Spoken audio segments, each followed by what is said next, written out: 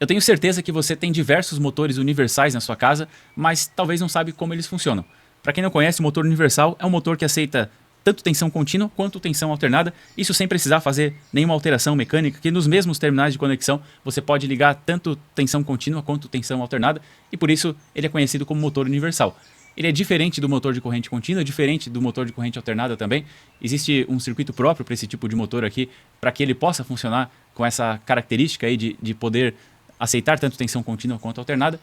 E nesse vídeo eu vou te falar como que é essa construção, como que ele funciona, o que ele tem de diferente para poder trabalhar dessa maneira. Então, se você gosta desse tipo de conteúdo, fica comigo nesse vídeo, mas antes já se inscreve no canal e ativa o sino para receber as notificações e ficar por dentro sempre que novos conteúdos como esse forem publicados.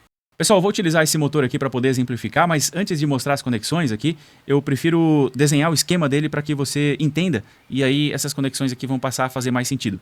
Esse motor aqui, ele é de uma chave de transferência automática. Trata-se dessa chave de transferência aqui, está disponível no site da Brasiltec, mas o vídeo não é sobre ela, né? Eu só queria mostrar aqui de onde que ele foi retirado, e existe uma razão muito importante para utilizar esse tipo de motor nesse tipo de chave aqui, mas eu vou deixar esse assunto para um próximo vídeo. Pessoal, e para entender o funcionamento do motor universal, eu vou revisar o funcionamento do motor de corrente contínua, porque existe uma similaridade maior do motor universal com o motor de corrente contínua do que com o motor de corrente alternada. Repara que o campo que vai interagir aqui com o rotor, ele é fixo, né? Nós temos o norte bem definido aqui e o sul também, e eles são fixos. Diferente do que acontece com o motor de corrente alternada, onde se tem um estator com corrente alternada, obviamente, e nesse estator nós teremos a inversão da polaridade desse campo, né? No caso do motor de corrente contínua e do motor universal, o que vai inverter é o interno aqui. Nós temos um rotor com sul definido e norte definido também. Isso vai ser definido pela direção da corrente que vai circular aqui por esse rotor. Então a corrente vai definir, o sentido da corrente vai definir qual que é o sentido desse campo, e ele vai interagir então com o campo externo. Nesse caso aqui, repara essa posição aqui, nós temos o norte do rotor junto com o norte do estator, e o mesmo acontece com o sul, né? Existe nesse caso então uma força de repulsão, porque norte com norte existe repulsão, sul com sul também, então naturalmente vai inverter essas posições aqui. Olha só, vai chegar nesse ponto aqui, onde o sul está com o norte e o norte está aqui com o sul. Só que nesse momento, essa força dessa interação aí desses campos resultou nesse posicionamento aqui do rotor, mas o rotor ele tende a ficar parado agora, né? Já que o norte já está com o sul e o sul já está com o norte, então tende a esse rotor ficar parado.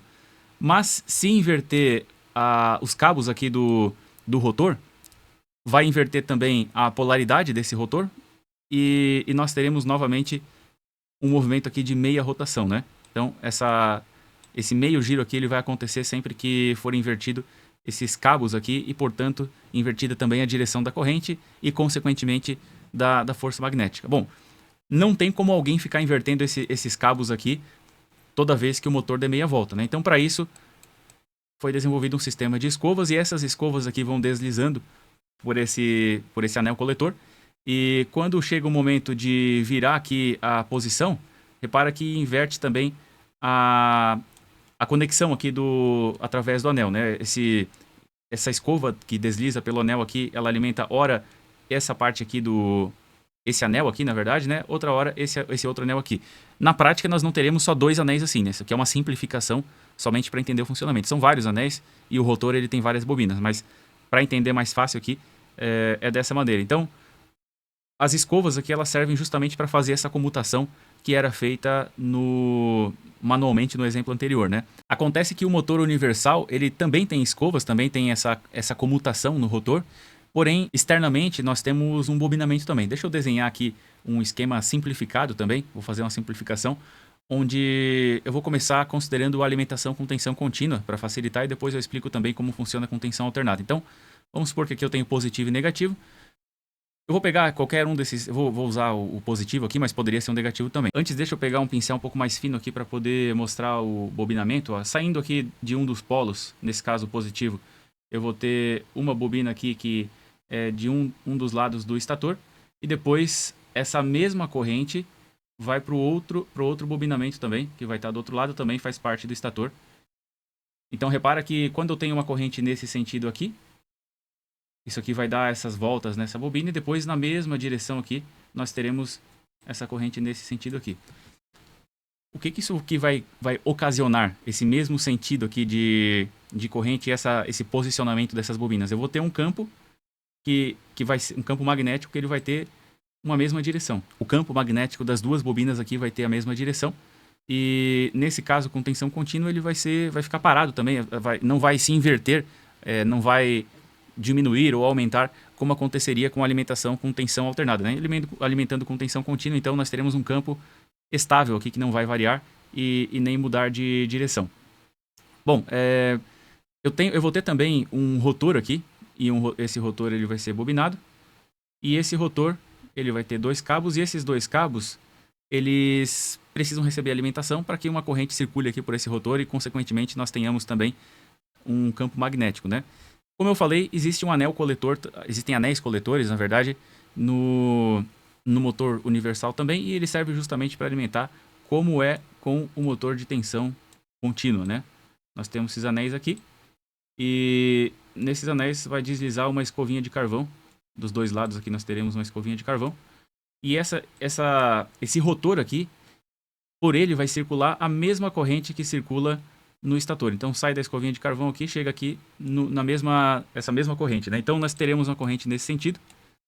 Vai passar aqui pelo rotor, passa pelo rotor, passa por todo o bobinamento, sai aqui nessa outra escova de carvão e nessa outra escova de carvão eu vou levar aqui para o outro polo, nesse caso o negativo. Mas como eu falei, poderia ser o positivo também. Então olha só, a mesma corrente que passa pelo estator passa também pelo rotor. O que acontece nesse caso? Nós temos um campo magnético estável aqui. Nós temos também uma corrente circulando nesse rotor, produzindo um outro campo também. E esses campos eles vão interagir e produzir uma força magnética que vai ser muito similar, o princípio de funcionamento aqui vai ser muito similar com o motor de tensão contínua.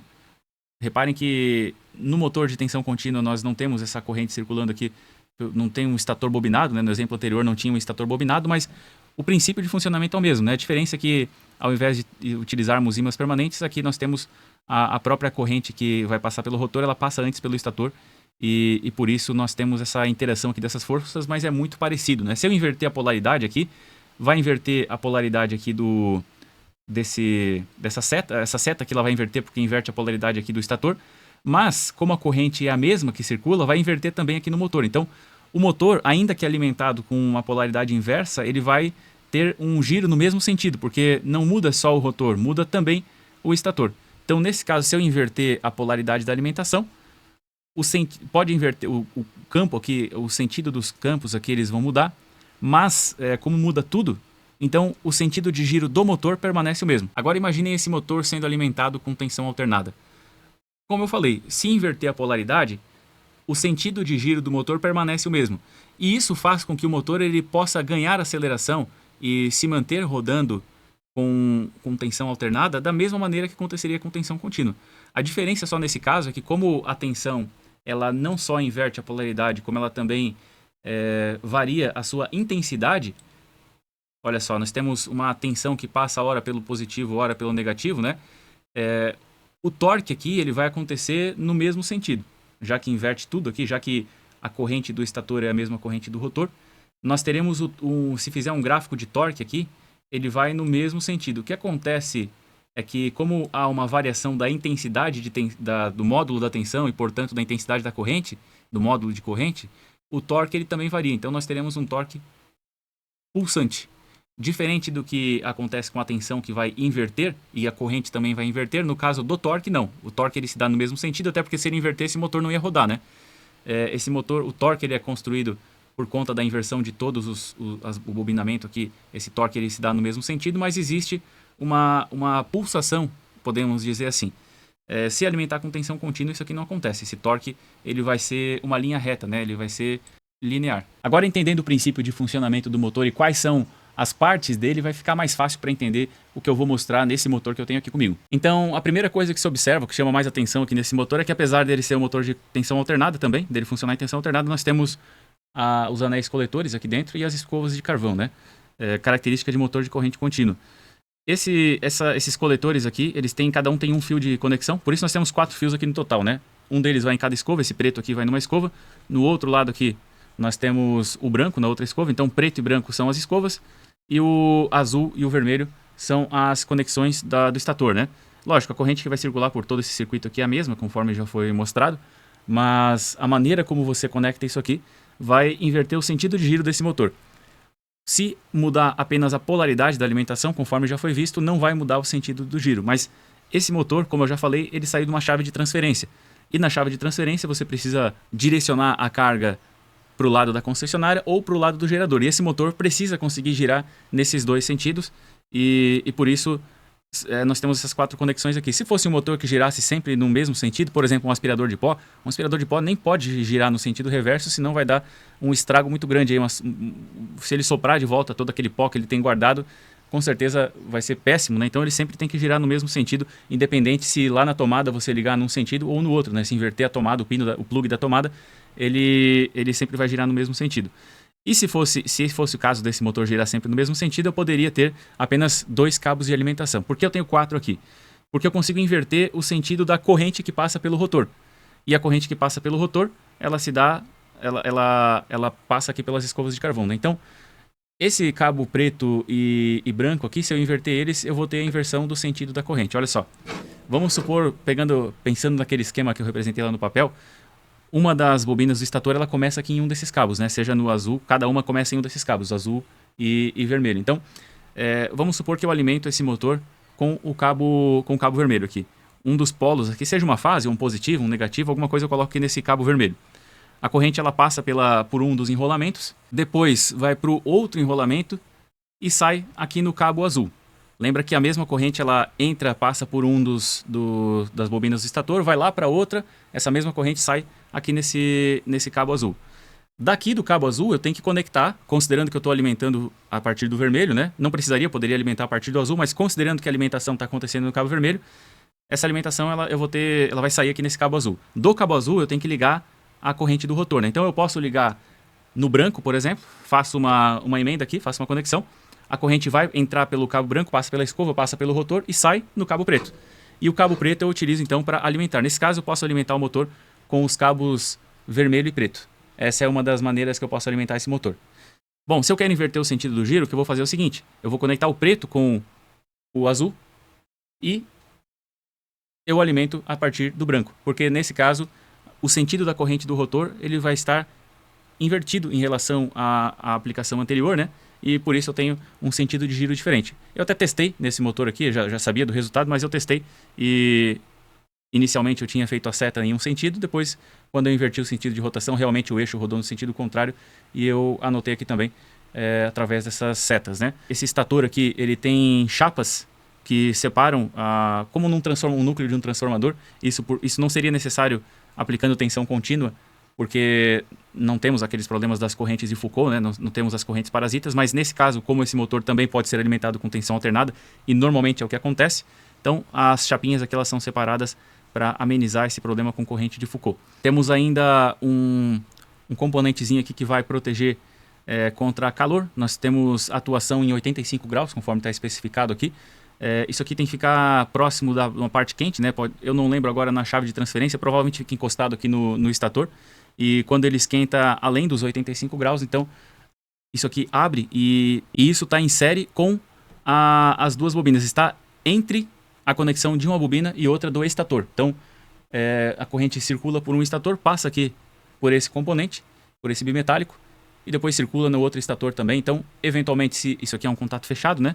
Se passar dos 85 graus, isso aqui abre e impede que essa corrente continue circulando para evitar um superaquecimento desse motor. Talvez você tenha ficado com a mesma dúvida que eu do porquê utilizar um motor universal no equipamento que vai receber sempre tensão alternada, que é o caso dos eletrodomésticos que nós temos na nossa casa e utilizam um motor universal. São vários os exemplos e do porquê um motor que pode receber tensão contínua se ele nunca vai receber tensão contínua. Existem algumas razões para isso. E eu vou dedicar um vídeo específico para esse tema. Então, se você tem interesse de sanar essa dúvida aí, se você quer mais conhecimento relacionado aos motores universais, se inscreve no canal e ativa o sino para receber as notificações, porque assim, quando esse vídeo for publicado aí nos próximos dias, você vai ser avisado e vai poder ter essa dúvida respondida. Por hoje é isso. Se você gostou desse conteúdo, se você aprendeu alguma coisa com esse vídeo, por favor, deixa o like, deixa um comentário também, porque isso me ajuda a continuar gravando conteúdo técnico de qualidade aqui para o canal da Brasil Tech.